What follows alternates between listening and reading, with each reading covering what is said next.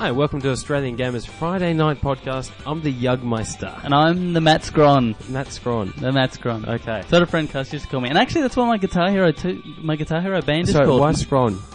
I don't know. It was just because he's weird. Okay. It was fair Cuss, remember? Of course, yep. Anyway, in this exciting action-filled episode, we'll be talking about this how week Nintendo... on Australian Gamer. Nintendo, your voice isn't that low. Nintendo buys Monolith. Ken Kutaragi steps down. Singapore, the Wii has finally launched in Singapore. Yes, and Australian ad agencies target games. I actually wanted to do the Singapore one because I wanted to say "we" all over Singapore. Yeah, of course you do. Because it's funny. Because why not? Yeah. Because, quite frankly, any excuse for a piss joke is fine with me. Yeah, fair enough. I think the big thing at the moment with that is, I mean, we're always complaining about... Yeah, it's just... we get shafted here in Australia, stuff doesn't come out in time. But it's just been released in Singapore. Yeah, it's just been released like tomorrow or within the next couple of days or today or something like that. And how much is it?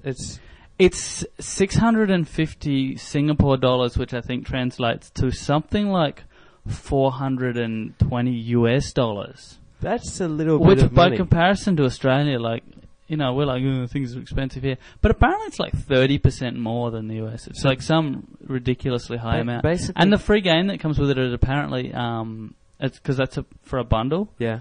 But the game that comes with it is like Sonic. It's right. So it's actually not a very good game anyway. It's an okay game. It's not bad. Yeah, but instead of Wii Sport... Yeah, okay, fair enough. Actually, it might be as well as Wii Sport, but I don't know. I prefer my story because it makes it sound better. Yes, let's just make up the news here. This is what we do best. This is what we do. But even worse than Singapore, you know, some other countries, particularly in Southeast Asia, like Taiwan, are getting it towards the end of this year. So basically, import your stuff from Japan, but not from Taiwan or Singapore. Not from Singapore. Because they're importing it as well. They actually buy them from the US because it's cheaper to buy them from the US and have them shipped over than it is to actually buy it in a retail, you know, just in the shops. Sucked in. Sucks to be you. To any listeners in Singapore, which I can't imagine there's Singapore. We have a huge Singapore fan base there. Well, yeah, no, it's just like any other. Like there's some, English speaking shows and things like that are hugely popular in weird Oriental countries. Surely weird Oriental countries. You are such a Singapore.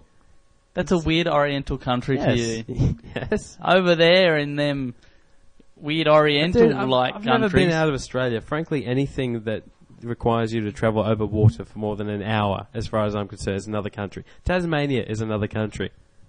Yes. It kind of is. New Zealand, however, is not. By any standard, it's pretty much just Australia B. What was I going to say? Oh, yeah. I was thinking when you were saying that about strange fan bases, I just couldn't help thinking of David Hasselhoff and his little German albums and stuff. I want to be like that. I want to be someone We should release like an Australian Gamer album over in Germany. Is that what you're saying? Well, Austria. Get big over there. Austria. We'll just like cross out a couple of letters and we're done. Austria Gamer. That's Austrian brilliant. Gamer.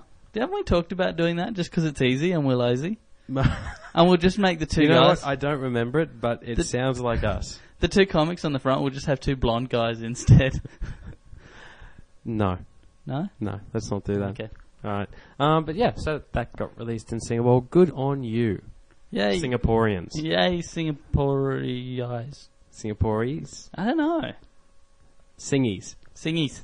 All right, well, let's move on. What else did we want to talk about? There's a lot of Nintendo. It's all about. There's a lot of stuff about Nintendo. For a start, they bought Monolith, which is interesting. Yeah. Now, I think I know the name, but I can't put the name to any games. They're best known for Xenosaga, which is a kind of Japanese RPG that a lot of people. I'm sure they've done other things. They've done Kaiten Beidos, I believe is its pronunciation, and there's something called Destiny something semicolon.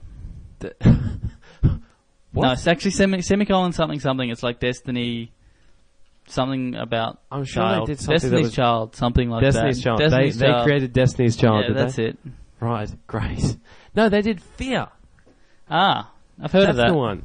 Fear, because everyone loves the... Didn't they do like one of the ports of Fear or one of the versions of Fear, but not the PC version?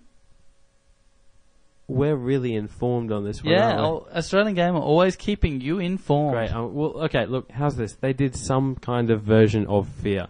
We, They may have done the mobile phone version of Fear. I don't know. we get our information from Wikipedia, so we can tell you absolutely that Monolith made Fear and a game called Greg's a Fag. Yes, unfortunately, the sources weren't cited for that one. So No. if anyone feels like updating their entry, go to Wikipedia now. Yes. But yeah, so Monolith. Nintendo buys Monolith. The big one from them, though, is that they're making the disaster game that's coming up, right? Yeah, The that's Wii. it. Disaster, not crisis. I knew it was something about bad crap happening.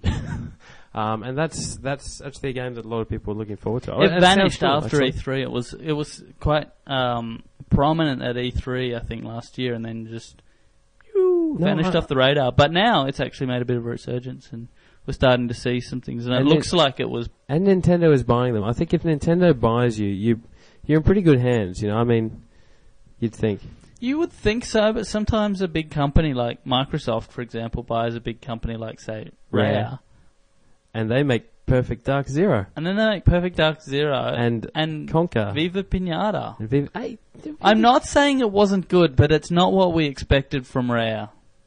Yeah, okay, fair enough. We expected Banjo 3E. Which is actually did, quite hard did you to say. slur 3? No. Banjo 3. No, Oh, 3E, like 2E.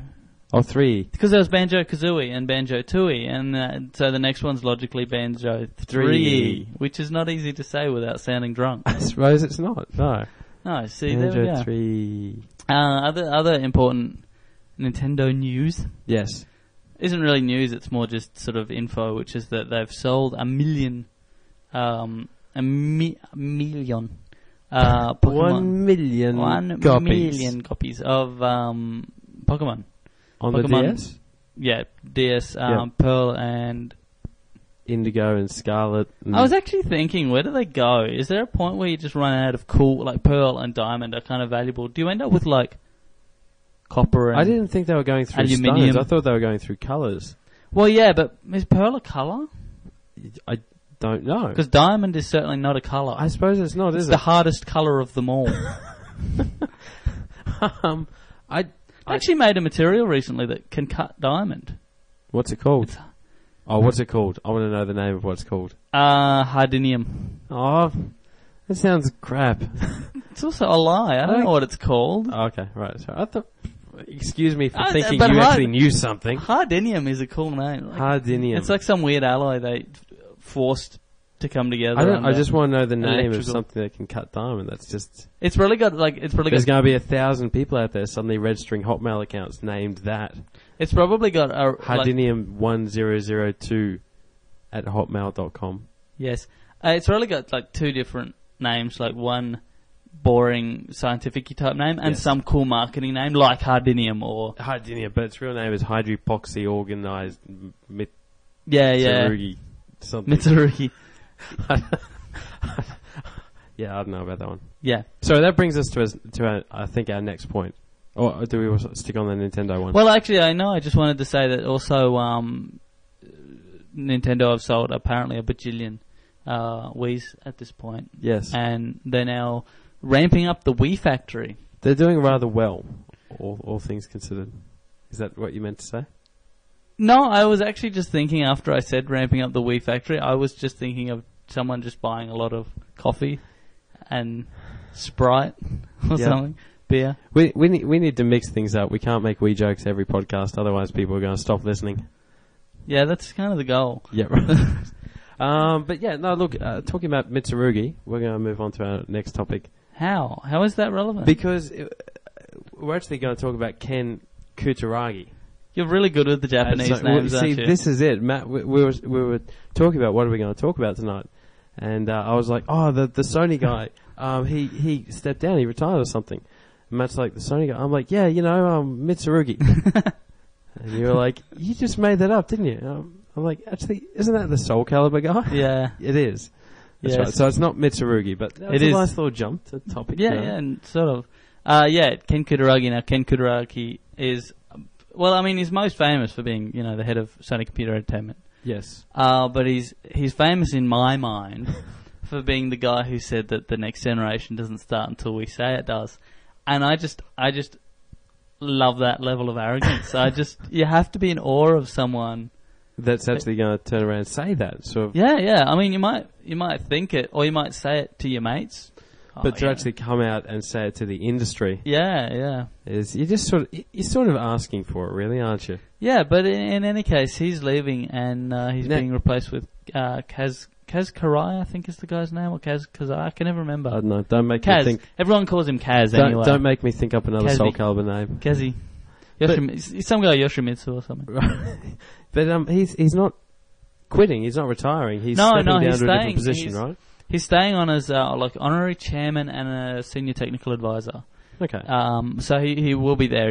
He hasn't been fired. Sounds like he just gets put down to a position where he doesn't do much. He sort of just retires. Well, I haven't really heard that much of the sort of the reasoning or the. Yeah. It's just possible they wanted a new face, or they wanted a new. Someone else to make person, bold, or he arrogant might have claims for Sony. Yeah, absolutely. Maybe they need someone more arrogant. Yeah.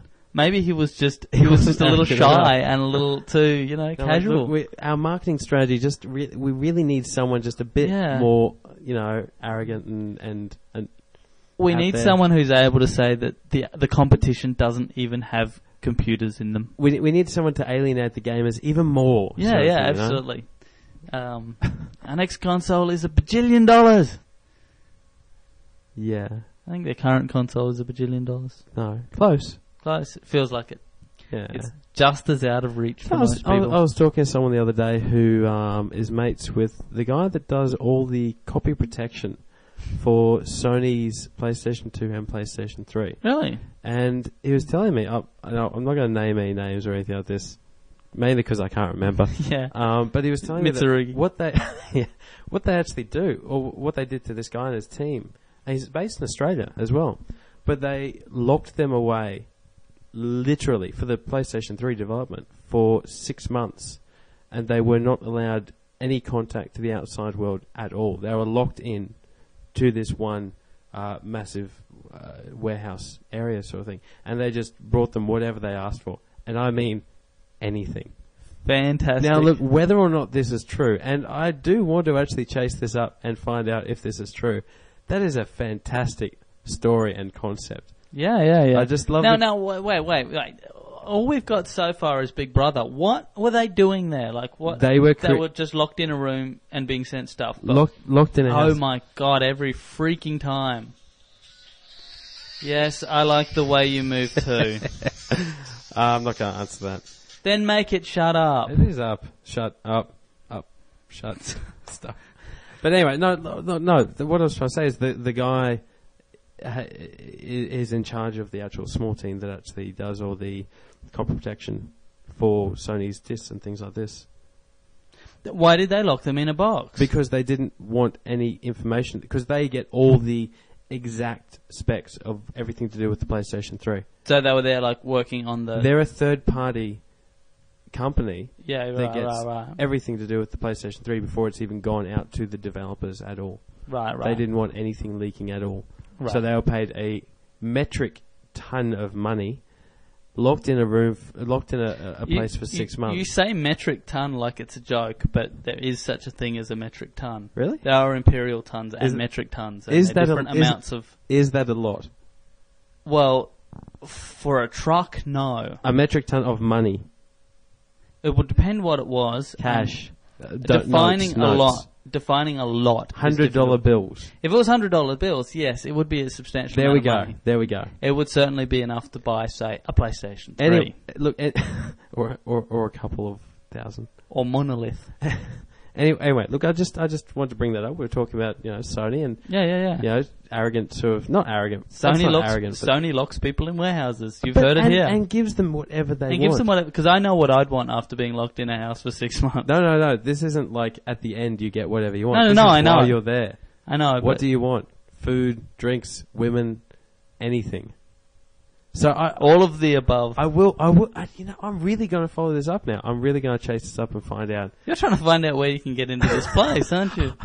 Maybe. Are you still running that brothel you guys are running down there?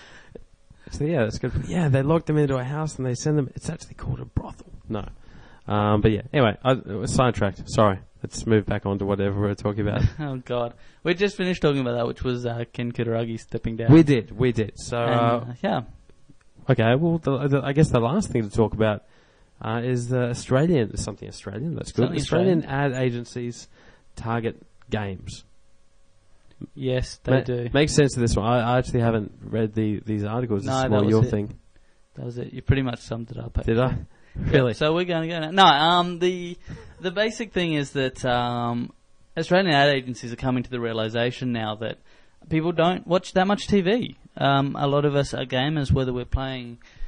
A lot of even the TV time is now being used to, plug some Grand Theft Auto in or play a bit of Guitar Hero.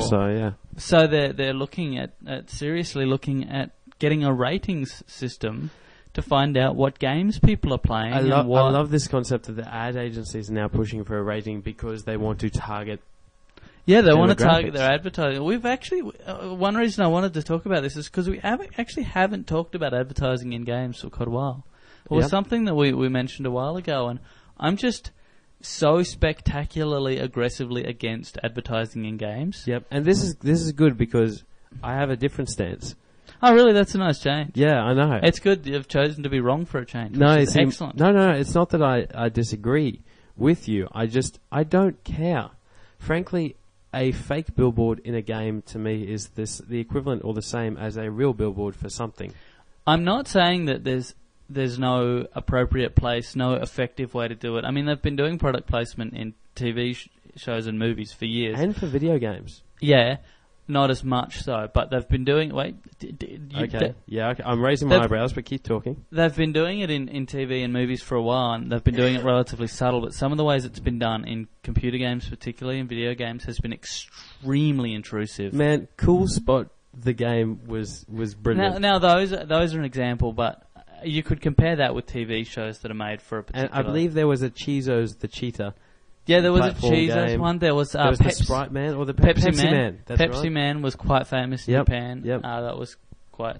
That was a bad game. Cool Spot was a cool game, though. Cool Spot was actually not a bad game. I think. Yeah, 7 Up. Yeah. That was a great game. It was the Spot from 7 Up. Yes. 1 to 6 Up, presumably. But I'd imagine your main issue is not so much that... well, actually, what is your hang-up with advertising? My main issue is that some of the things that I've seen, I just find it... For a start, I find the whole commercialisation of our world offensive, and I'm not going to launch into some left-wing rabble at this point, but I remember when Lang Park was Lang Park before it became Suncorp Metway Stadium. This is fantastic. And I actually hate that. It bugs me every time I hear someone call it not Lang Park. Because Lang Park belonged to the people, and Suncorp Metway Stadium belongs to a company, and I don't like that at all. That offends me. I have to say that I thought it was stupid when I heard it, but once again, don't care. Like, I just don't care. I don't care if someone branded my walls in Coca-Cola. Like, well, actually, I would because I think that's a bad color for my room. But have you seen that? That's fine. No, wait. That's fine if you make that choice and go, you know what? Coca-Cola walls, done. But if someone just came in and randomly said, all right, you're going to be supporting Britney Spears' Curious perfume today. Okay, I'll go with that. I live in the Valley. I'm open. All right, and tomorrow, Pepsi. And the day after it's the choice of the new generation. I'm fine with that. You know where I'm going with this, though. You're not going to approve of all the products. You're not going to like all the products. And a lot of them are going to be intrusive. Okay, all right, stop, though. How does this relate to video games? Because when you play some games, it's bad enough as it is when you play certain games, particularly things like Burnout. You might well have noticed the Axe ads. That's the equivalent in the US of Lynx. Yep.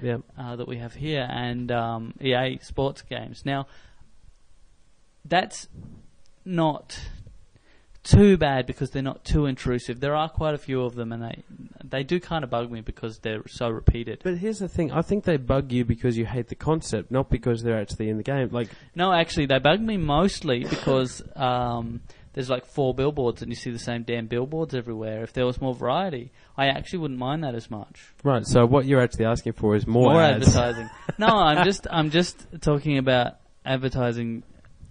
being done in, and I know this is like mutually exclusive things, concepts, but subtle and understated advertising, I think, could be effective, but that's not really going to... Slathering logos over everything that stands still or moves or shoots you. I really don't want to be hit with Happy Meals at any point during a game. I have not seen a game yet which pisses me off because of the in-game advertising, whether then it be real or fake. you have not played Crazy Taxi. That I have. Pissed me off. I thought that was great. I loved it. Really? Go to the KFC. Go to the Pizza Oh, Hut. you're a happy little consumer, aren't you? Yes. Oh, put on yes. your little happy hat with the McDonald's happy hat. I thought that was... You know what? I thought that was cool because Because you're a sheep. I'm a sheep. You're a sheep. You do what the little commercial interests tell you. I'm turning a left-wing, rabid, crazy dude now, aren't I? I don't care. I'm going to be in an anti-globalisation march with by the end of the weekend, I think. Hippie? But anyway. Yeah, I know. You're starting to smell. I might grow my hair long. I don't care. I really enjoyed that in Crazy Taxi. I was like, this is cool. Race to the Hungry Jacks. Yes, great. Fantastic.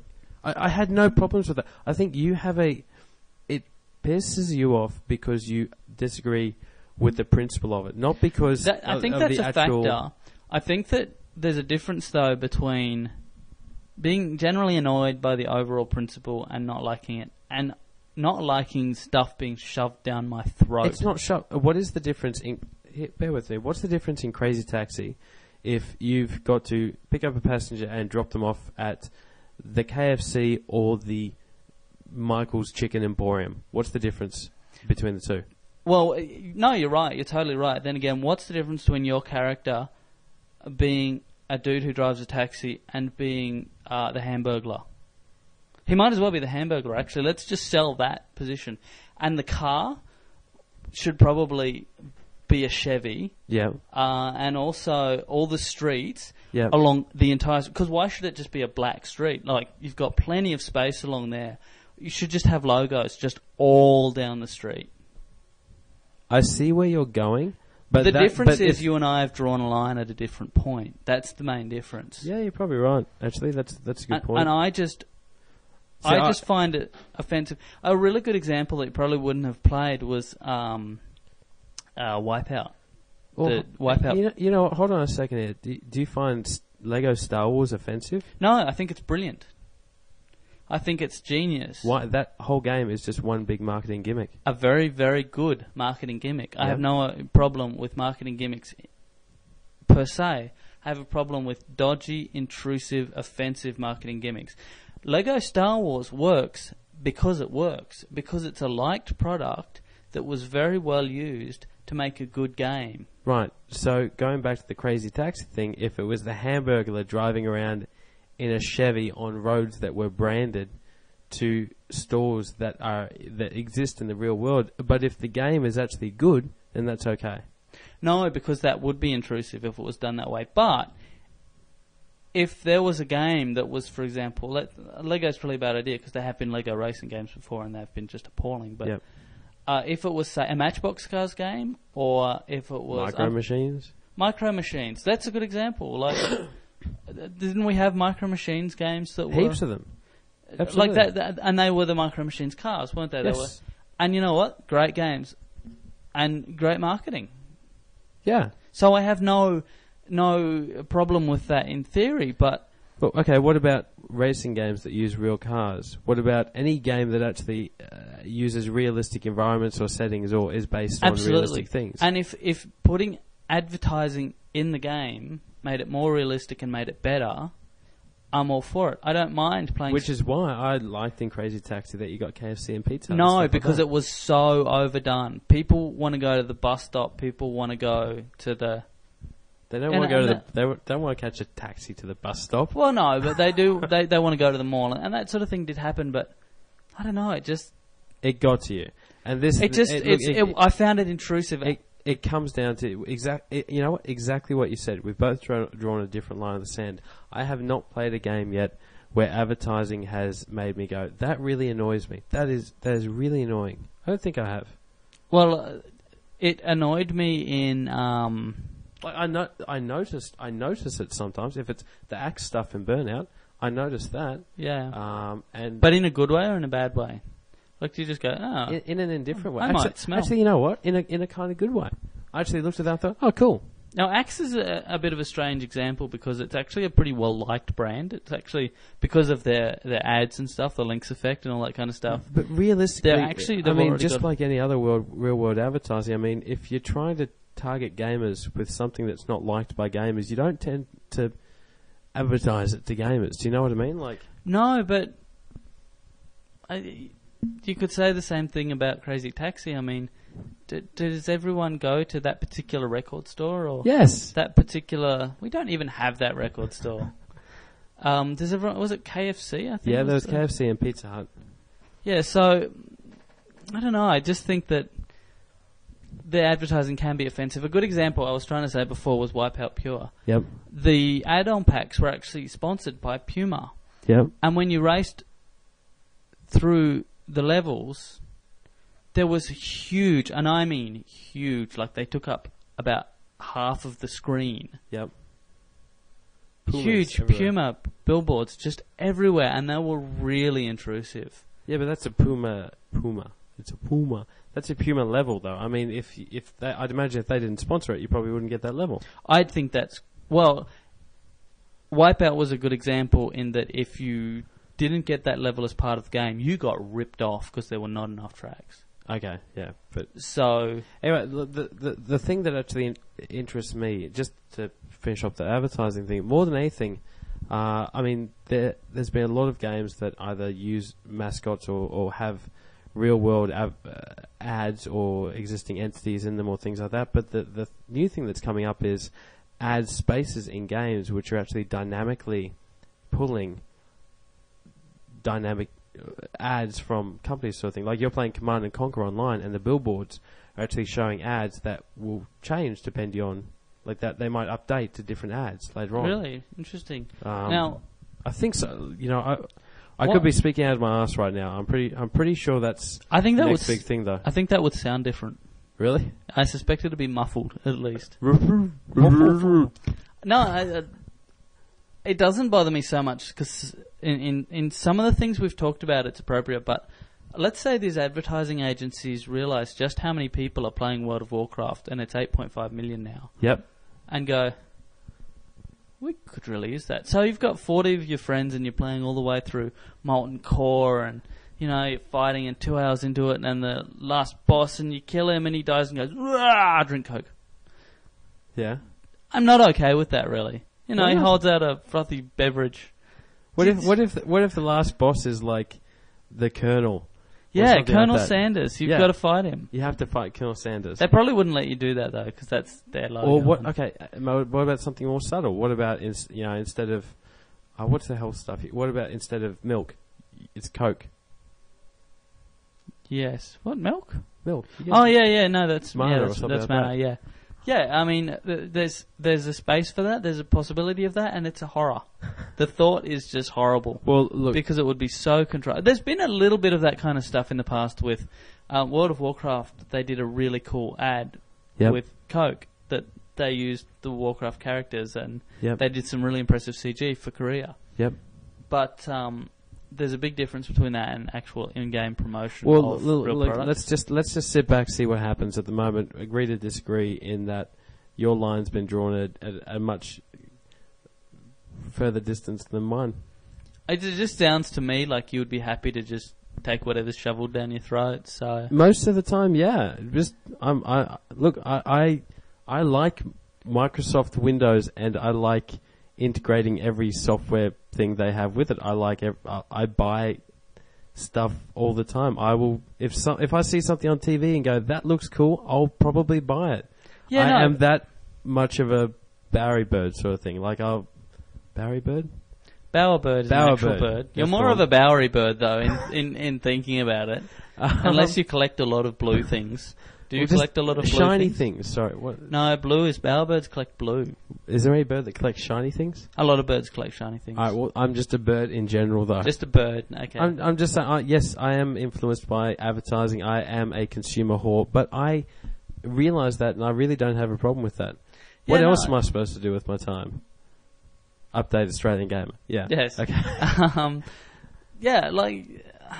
I was going to say that's fine, but you know what? It's really just not. Well, look, but okay, there's nothing I can do about it. We didn't even want... This isn't even a topic of conversation we were supposed to talk about. No, it was. The point was to lead into this topic of conversation. It's probably more interesting than... It is. Hearing us talking about the latest game releases or... Well, especially the games rating and stuff like that. Anyway, getting back to it, the interesting part is that the ad agencies want ratings on ratings games. so now, that they can target gamers more appropriately. My question about this is how? Because... Not why. No. I get why, but how? How do you do that? I could kind of see that maybe something like Live, you could possibly add that ability to see what game people are playing, but it would have to be built into the console, not into the TV. The TV doesn't know what you're watching. I hadn't thought about that. So if anyone knows anything about how they would actually do that... I hadn't thought about that. That's interesting. Hey, look, just one other quick thing I just want to add before we finish up. I went to a lunch today with the Game Developers Association of Australia, and I found out that at the end of this year in November, just a bit of news, eGames and Game Connect are going to be on at the same time. Yes. Didn't we already know that? No, we weren't aware of that. I thought we were. Nope. Okay. I was. Were you? Well, aren't you smart? I thought I was, but apparently I wasn't. So there you go. But yeah, that's it. So yeah, I guess that's some news for people. Yeah. And that'll be in Melbourne first? Just Melbourne. Just Melbourne. Oh, okay. So there'll be the games, but it won't be. Yep, gotcha. Yeah. So we'll make it an even bigger event. Yeah. In Melbourne. Yeah, exactly. And we'll be there. We will definitely. We'll be there up on stage, entertaining you all with our banter and bickering, and Matt getting pissed off at me for being drunk. Yes. That is likely. That's just how it goes. Actually, you know what? It's not generally me pissed off with you for being drunk. It's me pissed off with you for being hungover. Yeah. Because you were drunk. That's right. Actually, we'll get up when you're drunk, you're fine. We'll usually get up on stage, and I'll just before we go on, I'll turn to Matt and I'll go, man, are you good with this? Can you handle this? And you'll be like, yeah, man, I'm fine. And I'll be like, I'll be in the corner if you need me. Man, I don't know if I can do this. I'm just not feeling it. I can't talk. Just look, if I have any moments where I just stop talking mid-conversation, just please take over, right? Can you do that? Fill in the gaps. Yeah, that's And you're great. all like, yeah, whatever. Yeah, it's all good. Yeah, covering for you. That's great. Anyway, let's finish up this. Yeah, podcast. We're actually running more or less on time. We're for once, a bit an actual Friday night podcast. An actual Friday night podcast. We're actually recording it Friday night, which is why it's late. If people were expecting it earlier, sorry, it wasn't there. It's Matt's fault because we're doing it now. Yeah. All right. Thanks, everyone. I love you. Who? Everyone or me? Everyone, not you. Everyone but you. Thank God. All right. Cheers. Bye.